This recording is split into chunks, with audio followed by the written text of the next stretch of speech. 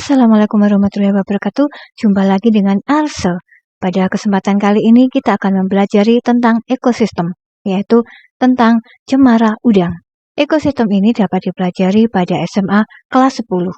Sebelum kita menuju kepada ekosistem, mungkin ada yang pernah mendengar apa itu yang namanya ekosistem? Boleh menuliskan di kolom komentar. Sebelumnya saya juga berharap semoga kalian dalam keadaan baik, keadaan sehat, dan dapat mengikuti pelajaran dengan mudah dan mendapatkan nilai maksimal serta dapat tercapai cita-cita kalian. Di antara kalian pasti pernah ada yang datang ke pantai atau ke pinggir-pinggir pantai. Kalian pastinya melihat apa itu yang namanya cemara. Cemara yang ada di pinggir jalan itu di sekitar pantai itu bernama cemara udang. Nah, kita dapat menghubungkannya dengan ekosistem yaitu pelajaran SMA kelas 10. Kita bahas dulu tentang apa yang namanya ekosistem. Ekosistem adalah interaksi antara faktor biotik makhluk hidup dengan abiotik sumber daya tak hidup. Nah, apa saja?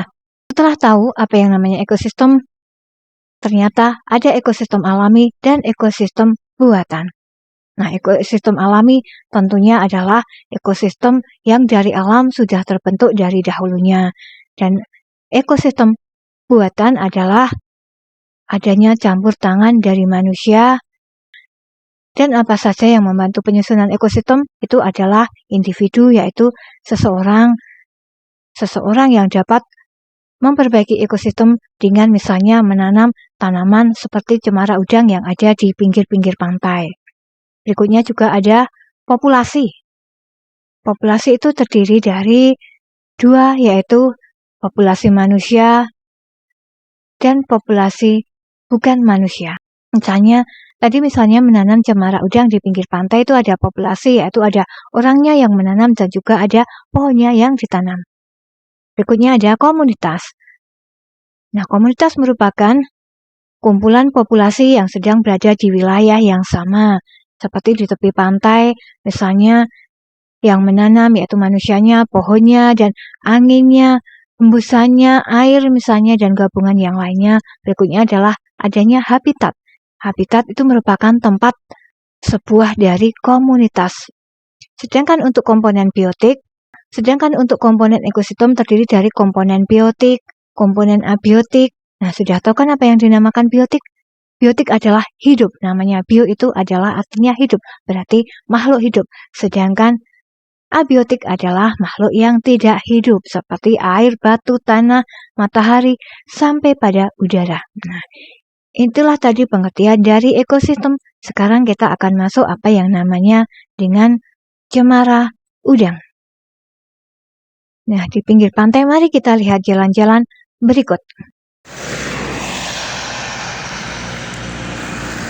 Nah, ini merupakan cemara udang yang berlokasikan di pantai CLS, selatan Yogyakarta, tepatnya di daerah sekitar Pantai Baru. Nah, jenis cemara udang ini ditanam oleh para KKN dari Universitas ITY atau Institut Teknologi Yogyakarta untuk perbaikan ekosistem.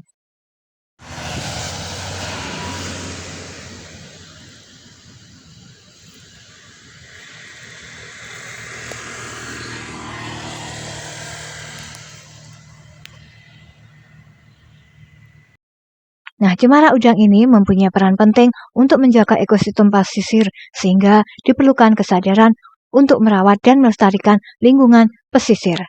Manfaatnya tidak dapat tergantikan oleh teknologi dalam pembentukan unsur hara, juga menjaga iklim. Inilah merupakan keunggulan dari vegetasi cemara udang.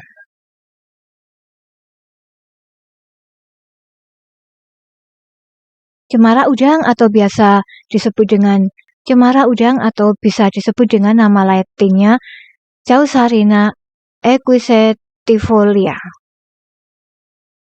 Sangat dibutuhkan pada kawasan pesisir yang gersang dan tandus untuk memberikan manfaat lingkungan dalam membentuk ekosistem baru.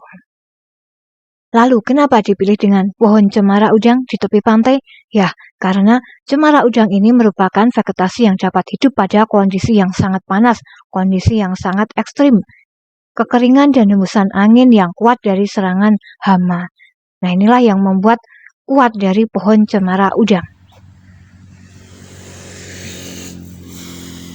Pada segi ekonomi, cemara udang dapat memberikan pemasukan kas daerah karena bisa dijadikan sebagai objek wisata. Sedangkan untuk menjaga ekosistem pesisir sehingga diperlukan kesadaran untuk merawat, melestarikan pesisir.